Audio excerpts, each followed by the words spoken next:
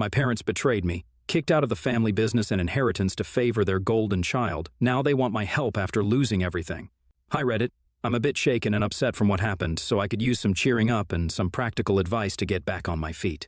During the 30 years of my conscious life, I have noticed that my older brother, George, 31 male, has always been the golden child of my family. He always got more than me regarding everything. George knew he was the obvious favorite, which is why he developed a superiority complex. He knew no matter what he did to me, my parents would only punish me. It was obvious my parents cared for him a lot more because he got the lion's share of everything unless people like my grandparents and relatives would call them out on it. This is why my parents packed us all up and moved us about 150 miles away from our relatives, so they could only see us on holidays. My brother was physically abusive towards me while we were growing up, and my parents did nothing to stop that. My father would even say that this is how brothers behave with each other and I should toughen up. When I got my first girlfriend, George would flirt relentlessly with her to the point that she got extremely uncomfortable and broke up with me.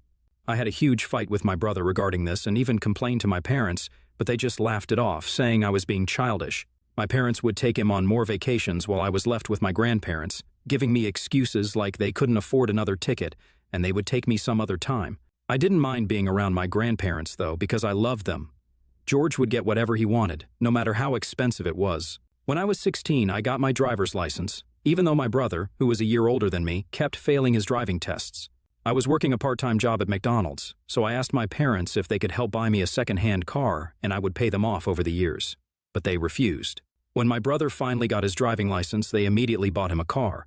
I was so shocked and tried to talk to my parents about it, but they said he needed it more than me. When my 18th birthday came, my parents agreed, after much pleading, that they would buy a car for me. When George heard that, he suddenly decided that his car was old for him and he wanted a new car. My parents decided to give me George's old car and buy him a new one. Even though I felt dejected, I accepted it because at least I had a car now to drive to work. I only got equal treatment when my parents had to keep up appearances in front of the rest of the family during their visit.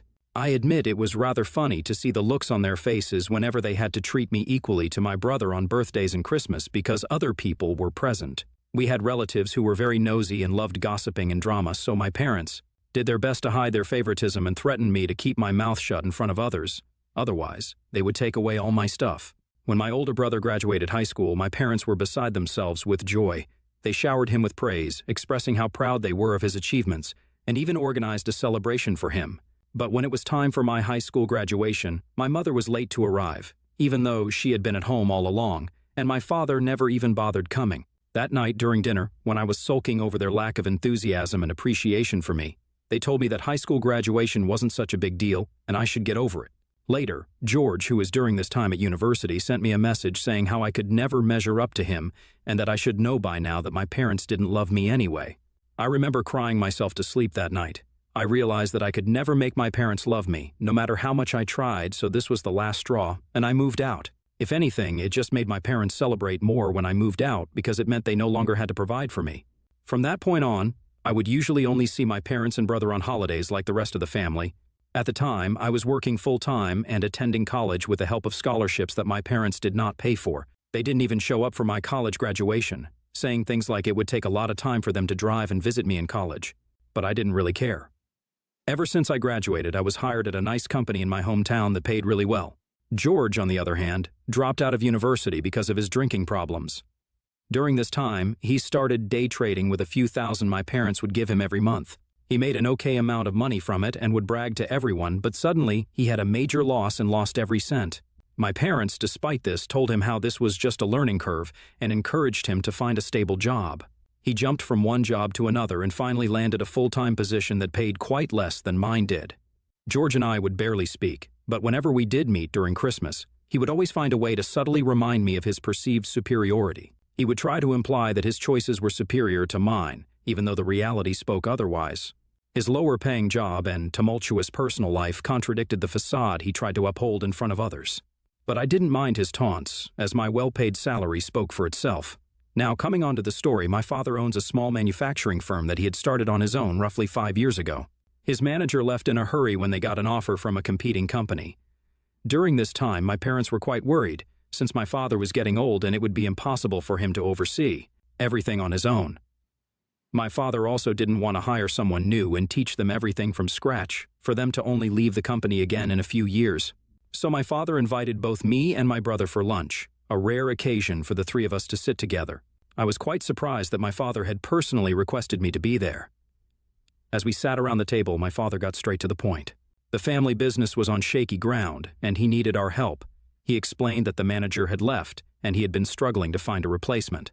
With the business facing tough times and bankruptcy looming on the horizon, my father was desperate for help. He looked at both of us with a plea in his eyes.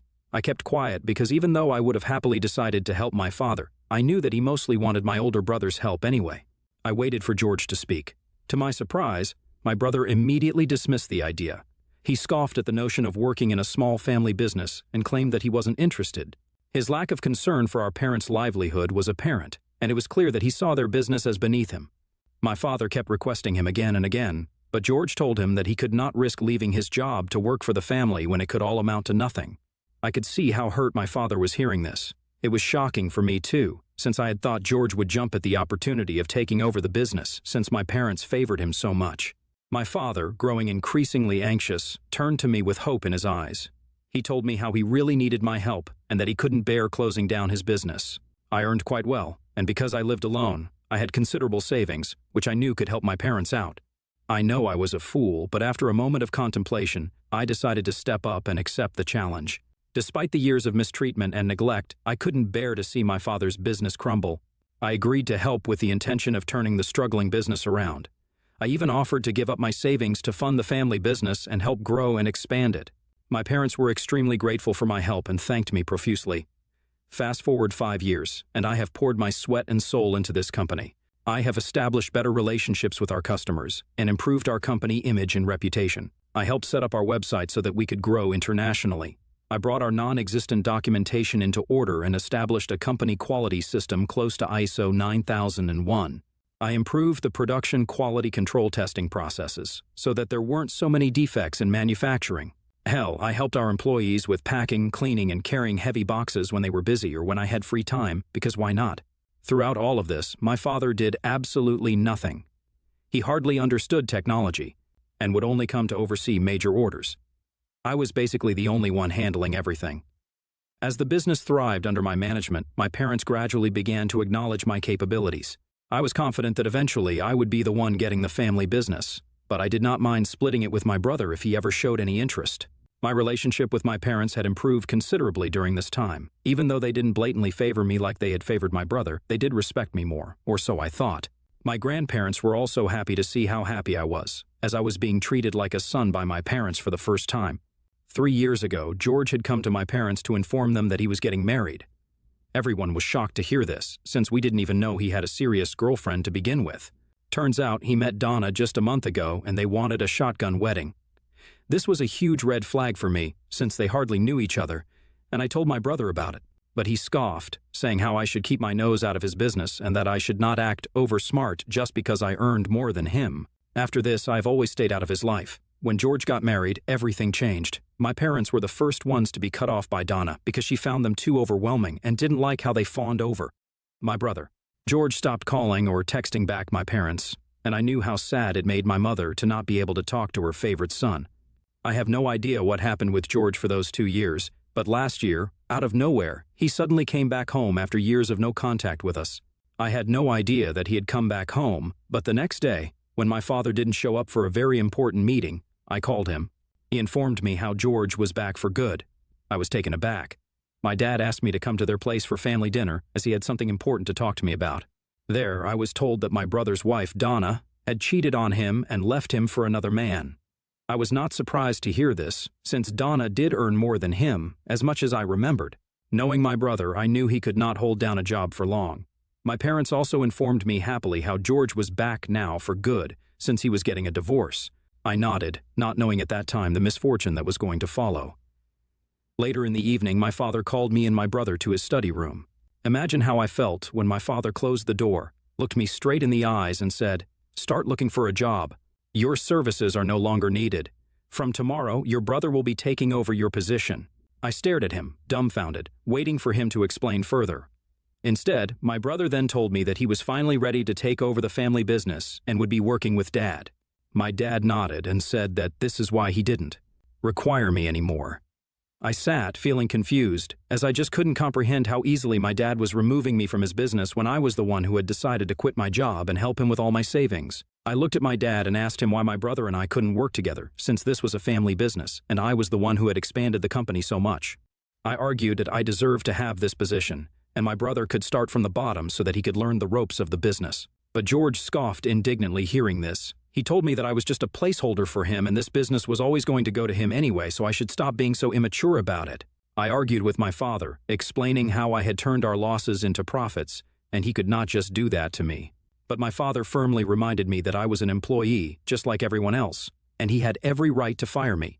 He told me that he didn't want to embarrass me further by making me serve a notice period, which is why he wanted this change to be done immediately. I asked my dad if my mother knew about this as well, hoping that maybe she could convince him otherwise.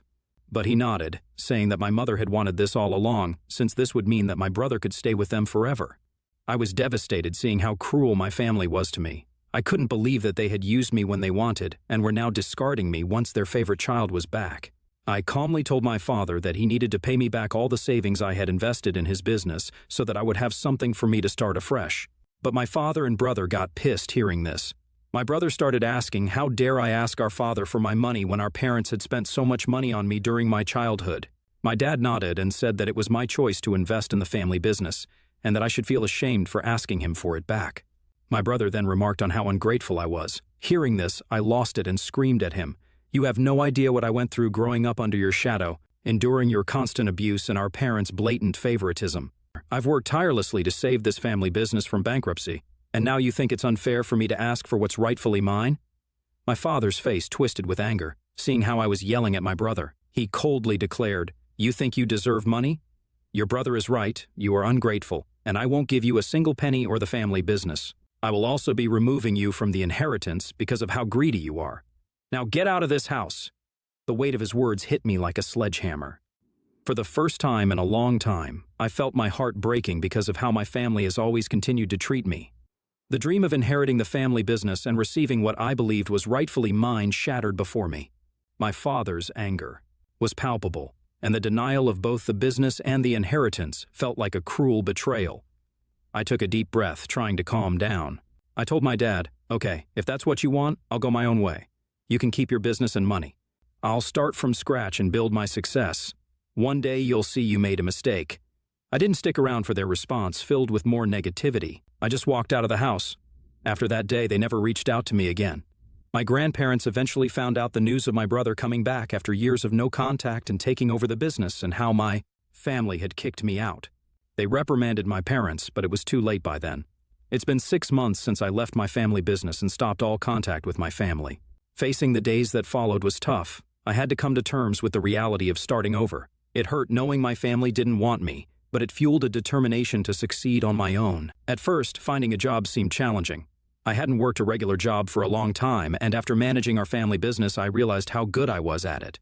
Then, a bright idea struck me. I decided to approach companies that were in direct competition with ours. I highlighted my skills and experience, emphasizing how I had successfully managed my family business and turned it around. Surprisingly, a couple of companies were interested in what I had to offer. I went for interviews and eventually one of them offered me a job. It was a fresh start, and I was eager to prove myself in a new environment. The new job was challenging, but I tackled each task with the same determination I had used to save my family business. Slowly, I began to rebuild my life and regain the confidence that had been shattered by my family's rejection.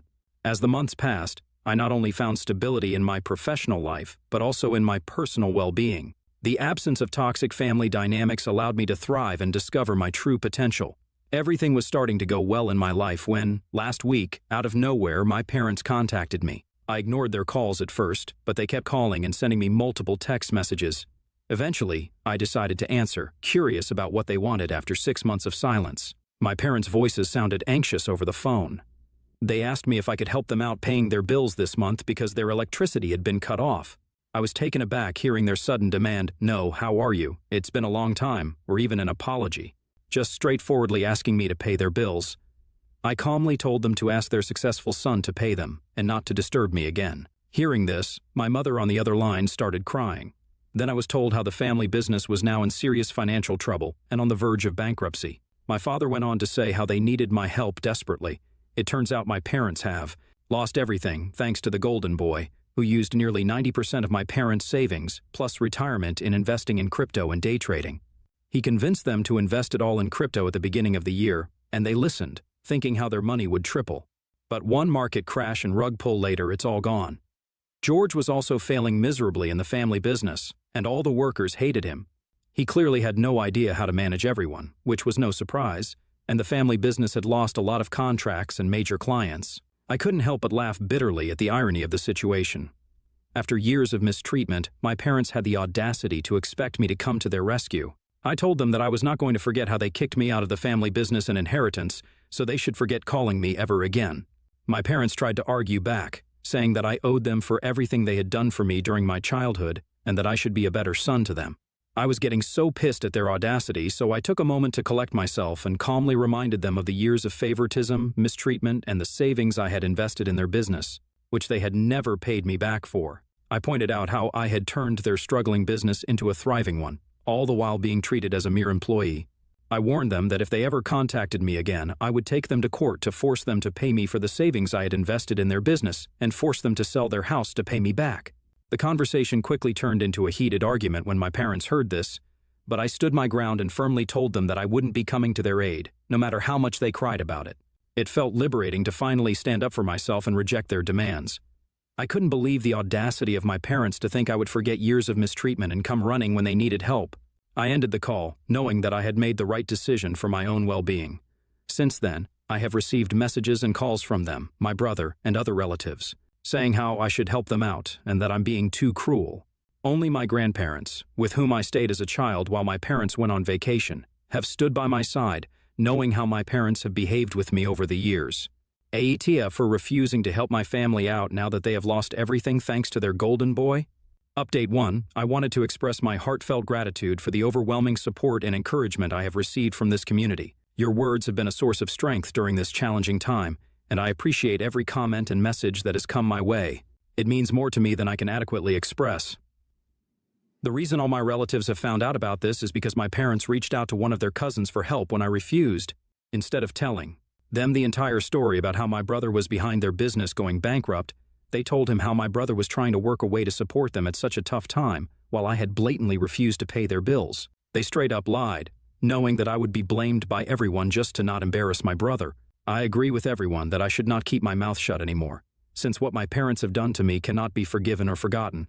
After taking some time to reflect on the situation and discussing it with my grandparents, who have been a consistent source of support throughout my life, I have decided to clarify things with my extended family this weekend.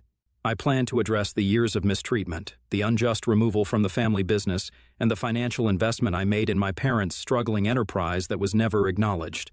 It's time to set the record straight and make my side of the story known.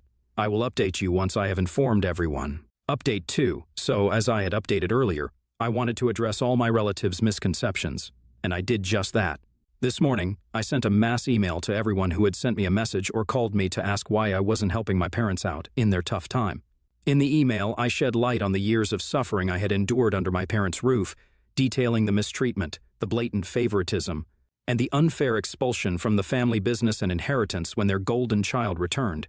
I wrote exactly how much savings I had invested in the family business and how my parents kicked me out without paying a penny back to me. It was crucial for me to clarify the reasons behind my decisions and to ensure that everyone understood the reality of my experiences. I have to admit that after sending out the email, I feel much lighter because now everyone knows my side of the story. I don't know if my relatives will believe me, but regardless of whatever they choose to believe, I just wanted to speak my truth. Update 3. It's been 3 months since my last update, and I wanted to share some positive developments in my life. Following the mass email I sent to my relatives, some of them reached out to apologize, expressing their shock and sympathy for the years of mistreatment I had endured and how they had no idea about it. It was validating to hear their understanding and support, since my parents had hidden this so well from everyone. These relatives also took it upon themselves to reprimand my parents for their actions. Although I don't know exactly what they said, my parents and brother tried to reach out to me multiple times, even sending messages about how childish and immature I was for talking about family matters to others. I decided to send them a final message saying how I was done with them and that I didn't care if they even ended up on the streets. I warned them again to not contact me ever again, and about the possibility of legal action if they persisted. I blocked them after that, and surprisingly, they haven't had the guts to contact me further. On a personal note, my job and life are going well, and I've recently started therapy to help process and navigate the lingering effects of my past experiences. It's a journey of healing, and I'm grateful for the support I've found in various aspects of my life. I visit my grandparents whenever my work schedule allows me to, and they are the only family I acknowledge and ever need. Thank you all for being a part of this ongoing chapter in my life. Every one of your encouragements has played a significant role in my journey toward reclaiming my life and happiness.